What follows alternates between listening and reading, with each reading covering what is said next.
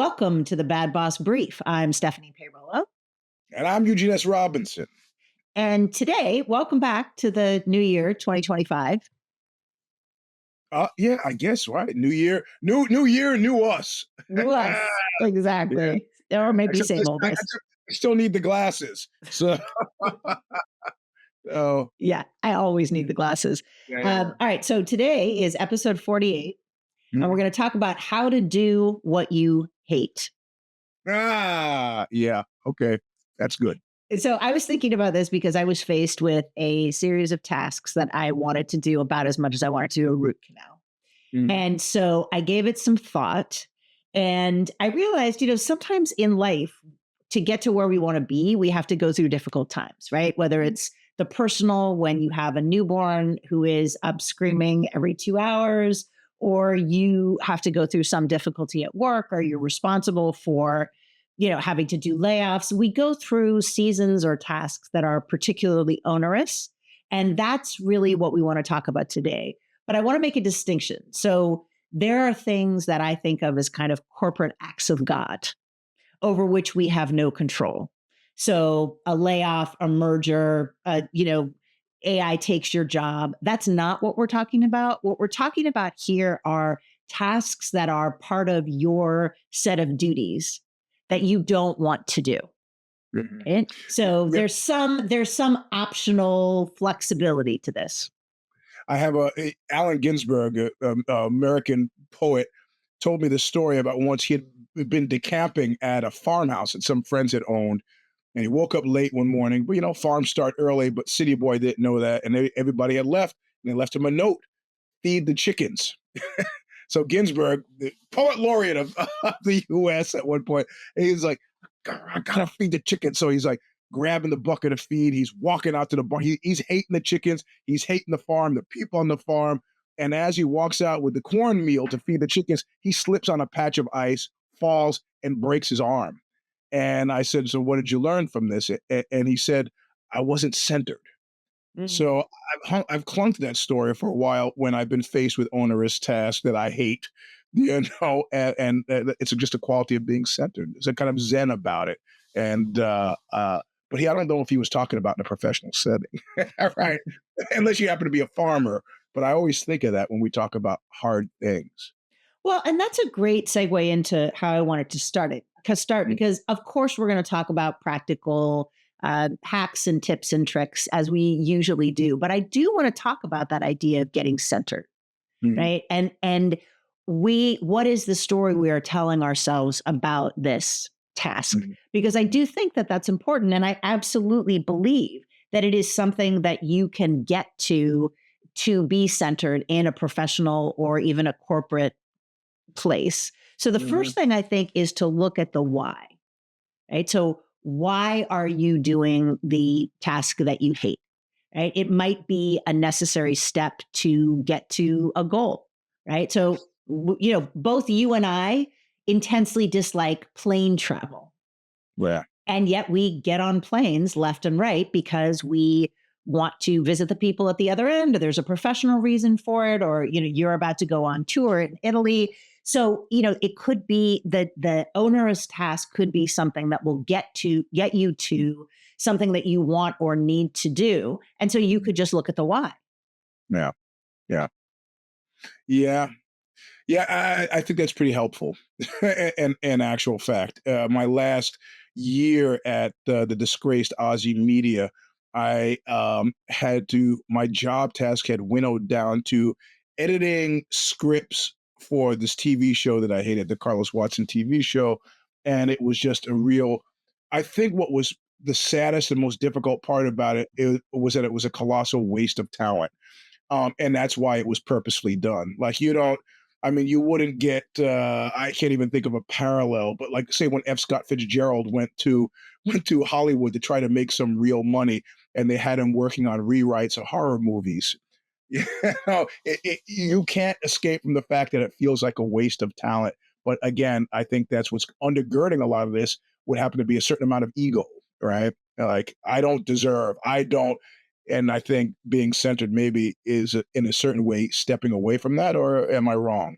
No, I definitely agree. And I think another tool that can be useful on that is gratitude, right? Ah, So you were being paid to do those scripts, right? yep, If you don't like I heard this and it's always been something that stuck with me. If you don't love what you do, love why you do it. And right, so when I was in terrible jobs, I would think the paycheck that I get at this terrible job is going to help me pay the rent and buy clothes for my kids and pay for their Catholic school and whatever. Like the reason that I did this was to fulfill my responsibilities as a single parent and to right. try to be grateful for that. I mean, didn't F. Scott Fitzgerald come up with Paradise Lost based on his experiences in Los Angeles? I guess, yeah, yeah, So yeah, I mean, there was inspiration available to him. There was some sort right, of creative fodder. So I think the idea of looking at what about this larger situation can I be grateful for mhm, can be very centering. I just saw a clip from the TV series Mad Men about advertising, and the woman says, "But you never." I think she said, "You never say thank you," and he's like, "That's what the money is for." or like a friend of mine who had been in the mafia. Sorry, I had to segue, but it was perfect. He had made a big deal with his boss and brought him all the stuff that he had stolen, and he stood there for half a second afterward, and his boss kind of stopped and looked at him and said, "You still stand there for?" And the guy starts to kind of he goes, "Are you standing there waiting for me to thank you?" And he was like, "Well, yeah." He goes, "Me thanking you now is like thanking you for breathing." That was his last day in the mafia. He was like, it's like if I'm gonna have a lousy job, I can do that for anybody. Yeah, yeah. That's Well, and I mean, one of the things that I often say is honor resistance, right? So if you are feeling an intense amount of resistance towards a particular task or aspect of your job, if right. you have the ability to do so, take a beat. Mhm, Look at what's underneath that, right? If you're looking at, okay, this is the time of year where I have to redo my budget. And it's not just onerous, it actually feels unethical to me because I know I'm going to have to fire people. And I know that, whatever the reason is, if you can take a minute and honor that, that might give you really useful information mhm, that this is maybe not the job for you. And you don't want to be here doing this same terrible task again a year from now. Right. Or you might find that there's something else that's operating for you, an old narrative that you carry. Right. So I was listening to Ezra Klein's podcast on the New York Times this week is talking about burnout. And he's mhm, talking to an author named Oliver Berkman. And Berkman brings up this idea of productivity debt, which is quote the feeling like we have to output a certain amount of work in order to justify our existence on the planet, unquote. And it's worth a listen, but I do think that there are some of us, myself included, who carry narratives around work that are not helpful or supportive, and that sometimes that resistance can be a signal to us that it's not this particular task, it's the idea that I feel like I have to work 12 hours a day in order to justify my existence on the planet, that yeah, people around me are going to think I'm, squandering my talents and ability if I'm not working. I mean, I have routinely during my career worked 60, 70-hour weeks, overnights, and this is as a single parent with two young kids. yeah, That's a narrative and a structure that I am carrying within me that yeah. it would have behooved me to examine earlier in my life. Yeah, I mean, we both been working long enough where my first job out of college was 85, 86. And everybody, it's crazy to think about what I'm about to say for the person who's working in Silicon Valley in 2025. But everybody, old people, older people, people in their 40s, men and women in their 40s, 30s, who worked there. It was at a defense magazine. So a lot of these people were military, former military. At 5 o'clock, they were up and gone. Like, you try that stuff now, you won't have a job. In Silicon Valley, for 100%, you won't have a job. No, so it's been this kind of really interesting corporate slip to from 5 6. Okay, well, rush hour is pretty bad. I got to wait 6:30. People scheduling meetings at 6:45, 7 o'clock. Maybe you can wander home, and to do what when you get home? Emails. So yeah, we've Right. we've we've come a long way from 1986. And So, some of that, we have to acknowledge the systemic factors of that. A lot of people are not choosing that, right? Like when I was working, it's same for a lot of people now. I didn't have a wife at home. So I had to come home and take care of all the house stuff, take care of the kids, get them to their doctor's appointments, cook dinner, do the shopping, all of those things, right? And there's social structures that are in place that make it so that many of us, particularly parents, have to work these sort of mad hours. But I think it is useful. If you are feeling resistance, get curious in whatever process works for you and look at, are there narratives that I have that are mhm, causing this to be problematic? But I think mhm. let's go ahead and let's look at some. So that's the sort of Zen, if you will, approach to it. Look, Well, do you think? Let's qualify also maybe the use of the word hate. Do you think is it just a trick of the eye that maybe it's? I mean, hate. Isn't it just you have to adjust your kind of how you see things, or I guess what I'm saying is hate justifiably used as a word to define how you feel with a job you don't like? Well, this gets into a tricky area for me because one of the sort of central beliefs that I have is that the information that we get internally from our emotions, from our thoughts, from our dreams is valid and important and worth examining. Mm. We also carry around a bunch of narratives which can obscure our understanding. And Mhm. so I think it's a balance, right? So I mean, I have grown up as a woman in this society, and I have frequently had people, men and women, tell me, you're not really feeling what you're feeling, Mhm. right? And you're not really, I didn't say something wrong. I wasn't sexually harassing you. You're too sensitive, right? So Uh, I do think that there is value in honoring and owning the word hate, yep. because that may genuinely be how you feel. And Mhm. especially for women to reclaim the hate, the anger, the rage, that may be an important stage for people. If you stop there, right? I hate this, you Mhm. might get into limiting narratives, right? Like, Mhm. I hate this, it's too hard, I don't want to do it. I hate this, it's not fair, somebody else should do it. And that's where the discernment process comes in, right? You can tell I wrote a book about discernment and I'm thinking about it all the time, but to do some of that fine tuning. So here's an example. Here's an example. When I was growing up, I had didn't do well in math, right? Mhm. Maybe that was a gendered expectation, I don't know, but I didn't do well in math. And I still had to take math classes. And Yeah. I struggled so much that I developed a sort of anxiety around math. So if somebody said to me, what's the tip? Right? A simple calculation, I would feel this sort of clench of panic. And it's like Yeah. my mind just went blank. I couldn't think of the simple equation. I couldn't use any of the like, take the tax and double it. Couldn't do it. And Yeah. so I came to hate mathematics. Yeah. And even when I was done with school and thought I never had to take a math class, I ended up in sales. And you have to Right. do math in sales, right? And so what I recognized is I hate math. That is a genuine experience that I have. There's all sorts of reasons. There's all sorts of baggage. There's all the nights crying over my homework with my very patient physicist genius father who was like, I don't understand why you can't understand. That is Right. all valid. But Right. what I recognized is that to be successful in a sales career, I Mhm. had to get over my antipathy for math. And I Uh, learned how to use Excel. I learned to take a calculator or later on a phone with me. I had notes in at my desk about mhm. simple formulas, things that Right. other people would know how to do in their head. I had to write down, here's how to do a Right. percentage. This is what a Oh, you're ratio is. you're talking to the choir. Right.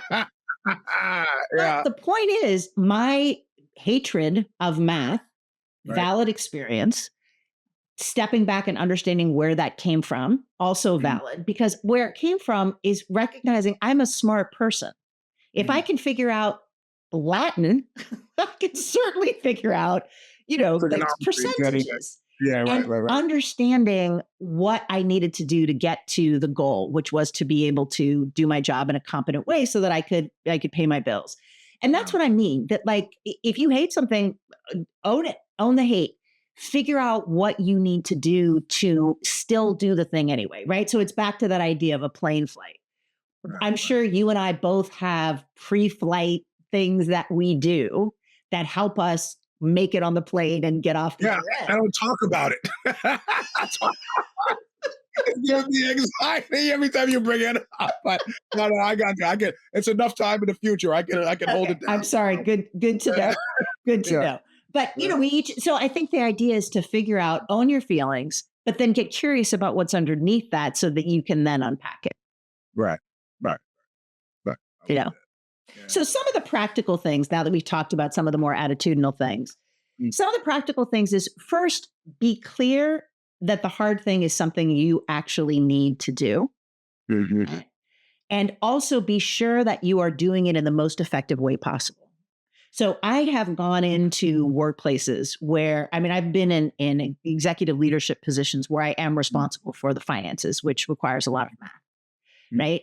And there are circumstances where the way that they did the bookkeeping or a particular way of managing something is so tangled and makes no sense at all. And so figure out, do you need to do the thing in the way that you're supposed to do it? And again, I'm talking about a corporate environment, right? right. And sometimes there's something simple, like I was complaining to my son-in-law about, some marketing stuff that I need to do for the book that I don't want to do, right? Mhm, mm. And he just look, he's a young guy who works in tech, and he's like, chat GPT. Yeah. And Yeah. I was like, oh, Yeah, yeah. duh. Right. And he's like, here's the prompt you should use to get this. And, it's nothing creative. It's just, a marketing thing. And so it's making sure that, and it really did change my perspective on this task that I didn't want to do. Right, my algorithm has decided that, celebrity gossip is one of the things that I seem to have of instant interest in, and it sent me David Harbour from Stranger Things is breaking up with Lily Allen, and today I was greeted with this news thing that I thought was a little bit of modern genius, where she said that she had taken to using Chat GPT to win arguments with her husband. Thinking out of the box, and apparently it was working. And, Until and again, yeah, I'm not trying to suggest that AI is the hack for all things, but the idea of, and I think it's two part, right? Because what I have seen and what I'm getting at is that a lot of times there's a corporate culture right, around certain, it's the end of the year, right? So I'm thinking about like budget, fiscal planning, things that I particularly dislike. There are really arcane old structures that have just kind of accreted over years mhm, mhm, that, well, we've always done it this way. Like, okay, yeah, but is that still the best way to do it? Like, are we still, it doesn't make sense. So that's the first thing, right? And then I think that the next thing is to ask for help, right? mhm, I like to think about it as like diagramming a problem or a task and recognizing, where do I have competence mhm, and where do I lack skill or ability? Like, particularly for people who are in management, for me to spend 7 hours doing something that would take an accountant or somebody who has different skills than I 20 minutes, that makes no mhm, sense. yeah, yeah, Right. Sometimes asking for help might just be like, in my case, I needed to learn Excel. This was in the days before Google Sheets. And, maybe taking a class or having somebody sit down and tell you, how to do things. But a lot of times people are afraid to ask for assistance, yeah, especially if they are admitting a weakness or a vulnerability, like my, sort of loathing of math.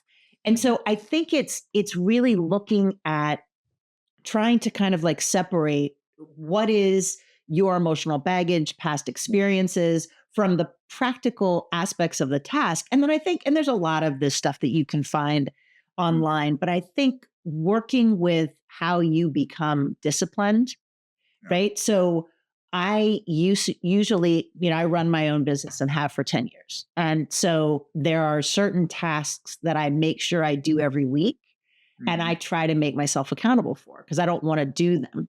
Right. right, And a lot of times what I'll do is I'll bribe myself. I'll be like, okay, if you do this, then you can go to the gym. You can't go to the wow, gym until you've done because I enjoy working out. Or I'll figure out what is the time of day where I am most kind of awake and alert, yeah, right? yeah, And so the idea of like, what are your personal hacks. And then I am not above, I will, bribery. If Yeah. you do this thing, then you can do this other thing. And I think breaking it down into manageable pieces, if I can do just about anything for 10 minutes. That sounds a lot healthier than my methodology, which has been, and it's gotten me through a novel, a play, and a memoir, and a couple of other books. Is to say, I'm not standing up from this chair, no matter what, until I finish this chapter. And at first, that seems like, well, what's the big deal? But about 2 hours in, when you have to micturate, and you promise yourself you're not going to leave until you finish, you start to learn to wrap things up pretty quickly. So it's I don't know that that was super healthy for my bladder or me, but yeah, I like the idea of setting markers. Fulfilling those markers before you relinquish control to do time or whatever else you have going on. So I Well, and like I that. think again, you need to be it depends on what your narrative frame is, right? So Right. one of the things that came up in this Ezra Klein podcast about burnout, and I can't remember the citation, but I think it was some sort of a study that when it comes to really focused, productive work, right? Like Mhm. you're writing, or we're both writers, so the writing, Yeah. we really only have the capacity to do about 4 hours of that work a day. Okay. Yeah. And so if I am going to, and I have personally working for myself found that to be true. If I am writing, Mhm. 4 hours is about it, Yeah. right? If Yeah. I'm creating something completely new, it's Yeah. really more like 2 hours. It doesn't mean Right. that I only work 4 hours in a day. I just have a realistic expectation that if I am editing a manuscript, it's going to be 4 hours of that. And then I need to pad it with other things. And Yeah. so I think sometimes we are unrealistic in Mhm. our expectation of what our capacity is or how our capacity might have changed. I mean, you and I are both in the situation of having worked full time and been parents and been artists, right? Yeah. So like I wrote my second novel from 1 to 3 in the morning Yeah. on weekends Yeah. because my kids were asleep and I didn't have to go to work the next day. Yeah. Right? I was Yeah. in my 30s. There's no way I can do that now, Yeah. but you and I are both, we're in a weird, sort of thing. But recognizing that, like, certainly now, I'm not Mhm. going to do my most effective work from 1 to 3 a.m. And so I do think that whatever your hacks are, whatever your self discipline, supports are, you also need to be realistic that there's, certain times a day you're going to be less effective. There's going to Right. be, certain Right. circumstances in which you're not going to be able to, I would not be able to sit in a chair and not allow myself to get up. You know, Yeah. Yeah. Yeah. but part of Well, that is also, the hack that I had when I used to smoke heavily, and my favorite mm, time to smoke was when I was writing. And so uh, I could easily go. I mean, I'd look up and there'd be 3 hours would have passed and my ashtray would be full. Well, I quit smoking, and so now I just drink tea. So uh, you have to get. Well, this is an interesting thing because I developed physical problems. All right, during COVID, I had to figure out what not COVID related physical problems, and what had happened was because I was working from home, I had a desk, I had a little office where I'm sitting right now. I didn't have a chair, and I dragged an extra kitchen chair into the office and used that. Well, most people, I don't know how you eat, but most people, meals are not lasting more than 20 minutes. Sit down, you're talking, you're eating, you get up, you clean, you're done. I was sitting in a kitchen chair, hard wooden chair, for 8 hours a day, and started to develop hip problems for the first time, and didn't realize it was connected to the fact that I wasn't like those Herman Mueller. Those chairs not bullshit. They're actually. So I swap it out and I get myself a real office chair that I'm sitting in now. Hip pain gone. So yeah. And you're again, these are not small things, right? To support yep, yourself in any task, yep, making sure that you're physically comfortable, making sure that your environment is conducive. Some people like music, some people don't like music. If you're next to somebody who is a gum smacking, electronica listening person, invest in some really good noise canceling or headphones, like right? I called a coworker was I go, yo, foghorn leghorn, could you shut up? He didn't like it. Somehow didn't find it an amusing cultural reference, but he was really loud. So, Right, yeah. exactly. All right, well, I think that's most of what we've got for the, like doing the thing you hate. Yeah. Do you have a fire me? Well, I have apropos of we could have a sub theme for this show, which we've actually had. If you had it could turn into a game where you get a prize for guessing what it is, but the chat GPT thing where I had a guy who was a corporate executive at a large corporation that many of us are using right now.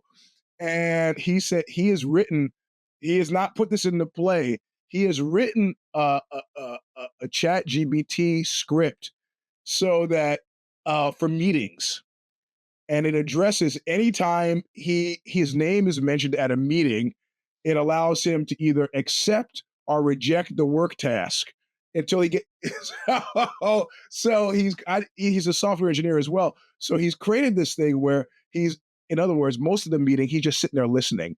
But if somebody mentions his name, Chat GPT focuses, it gives some sort of response that he's accepting the task and he'll get back to them later on it, which means that his section is done. Or if he gets to 3 or 4 of those, ChatGPT doesn't take them all. He goes, "Well, we'll have to table that until later."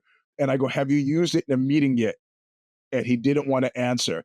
I go, "Will you use it in a meeting?" He goes, "I have." I go, "Can I see it?" He goes, "No, he won't. He won't show it to me." So I thought that was like, what an interesting way to proceed. Where you can, and he goes, his goal is to get some of his people to use it as well, so that they all have proxies at meetings. Like nobody is actually physically attending the meeting via Zoom or anything else. AI is talking to AI, collects the information for you. You glance at it on your way to the massage chair or the gym, which is what this corporation that we have here. Well, And I just thought, I go, what an interesting idea. And you know what? From an executive point of view, it might be successful, but if your bosses find out you're doing this, they will fire you, I am sure. well, but again, this presupposes that AI has the same capacity as those individuals, right? Like I was reading some client documentation that had been summarized Right. by AI, Right. not well. Yeah. Yeah. Right. Like I was like, if I had trusted the AI, and again, that's why clients pay me to look at this stuff. Right. And, Right. Right. but I think that there is, and I also think, I think it's important to be alive to the cultural um, assumptions that AI makes, right? Like Right. this was a small thing, but for my headshot for my book, I don't Uh-huh. have new headshots, right? And so I took a picture that hadn't been well lit and I had Chat GPT fix the lighting, right? Oh, Like nice. I'm like, keep my face, do all, I don't get rid of the wrinkles, just make the lighting look better because I didn't want to get a photographer in, right? Right. And so in the Chat GPT for this particular, it's a program just for headshots, right? It asked my gender.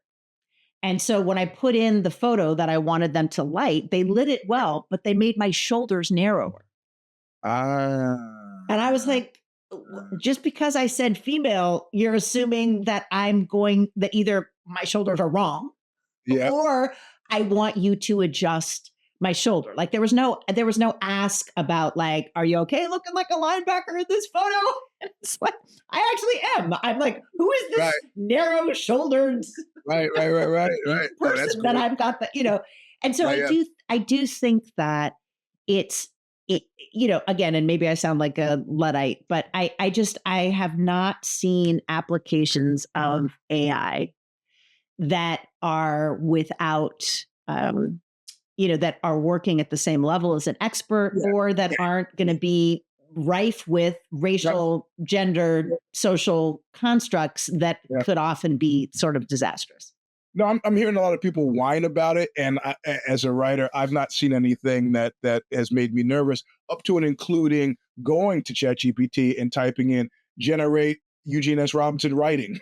Yeah, no, I mean I can or lyrics. In my case, I think I put in lyrics, and it was more amusing than anything else. And also I'm becoming adept at sniffing it out as well. Um, Yeah. and I'll tell you, there's a friend of mine, and she was one of the first people I know who ever got Botox.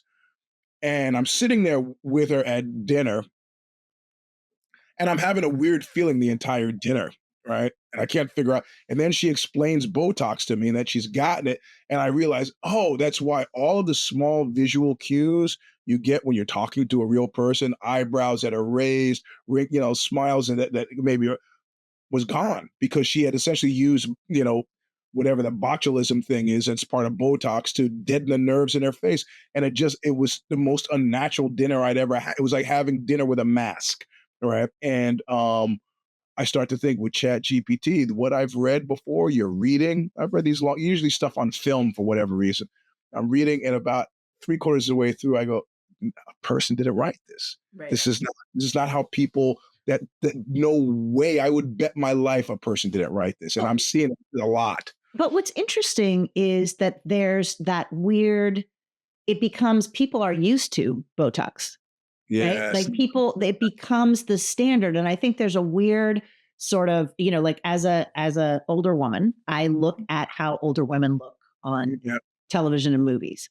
Yep. Right. And everybody was talking about like how great it was that Demi Moore won a Golden Globe and that she persevered, even though she's older. And I'm like, honey, you've had so much work done. And I don't know what it takes to be that thin at this age, but my heart goes out to her. Right. And so the idea is, it's like, I'm much happier I was watching a show with Jamie Lee Curtis, who's a couple years older than I am. And if she's had work done, you can't tell because her face looks a lot like mine. Yep. And, Yep. It doesn't seem to have hurt her career in any way to show up in the world like a 66-year-old woman who, and to sort of own that. And so I feel like there's an expectation that, and people are lauding Demi Moore, Nicole Kidman for being, portraying characters who are sexual beings or still acting. And I'm like, but those of us that are actually this age without all of the surgical interventions, we don't look like that. We look like, on a good day, Kate Winslet or Jamie Lee Curtis. And I think that's my concern with ChatGPT, is that there's going to be that turning point where there's an expectation that people are, the same thing. Like now, I think if you went out to lunch with, had a meal with most women over 35, they will have had some sort of work done, particularly in certain professions, advertising being one of them. And it's not going to seem odd. Yeah. Except with Cheppy, in terms of writing, I see competency. So yeah, I agree. And it'll probably get to a point where the average person reading the average thing about the average thing will be just kind of, that's fine. But I don't see what I'm not seeing, and I'm hearing a lot of whining from the art community, but what I'm not seeing is any computer generated stuff that is arted or artful. Right. Like in the same way when you read a writer that you really love and you read a sentence and you go, that was great. I'm not getting into that. I'm not getting these wild kind of connections that humans somehow make when they're involved in generating, a narrative line. I'm not seeing that. Yeah, it could happen, but I guess it learns from us. So, Right. So. Right. Well, and for me too, one of the use of AI for automating practical, difficult tasks or making something that I hate easier. But the idea of, I feel like it's a pretty bright line for me that I'm not going to generate any content, whether, and not even just art, like fiction, but nonfiction, Substack. I'm not going to use that for the things that have my name on it. I'm smiling now because I'm thinking like, okay, that's us. We're both holding a line. But then like somebody like James Patterson, have you heard about how he puts together his books? No. He uses a legal pad. He writes a few characters and he gives them to his team and go, there, give me a James Patterson book. Presumably those are actual people, right? Correct. Who have, some actual experience or what have you. But anyway, all right, well, that's what we've got time for. If you want to get in touch with us, ask us questions, send us ideas, or get advice, it's WTF at badbossbrief.com, WTF, badbossbrief.com. I read every single one. So you can get in touch with me and we can give you advice if you'd like. Otherwise, we will see you in a couple weeks. Thanks, everybody. Bye. Adios. Thank you for joining us for another episode of the Bad Boss Brief podcast with your hosts, Eugene S. Robinson and Stephanie Peirolo. You can check out more of their work by visiting consigliera.substack.com for Stephanie and eugenesrobinson.substack.com for Eugene. You can also find Eugene at Mr. Sleek 3, that's number 3, on Instagram. Reach out with your questions, concerns, worst case situations, or suggestions to us at WTF@badbossbrief.com. We personally answer every submission. Be sure to join us at badbossbrief.substack.com every other Wednesday for episodes of Bad Boss Brief so you can gain further insights into your workplace environments. Until next time, don't be an asshole at work.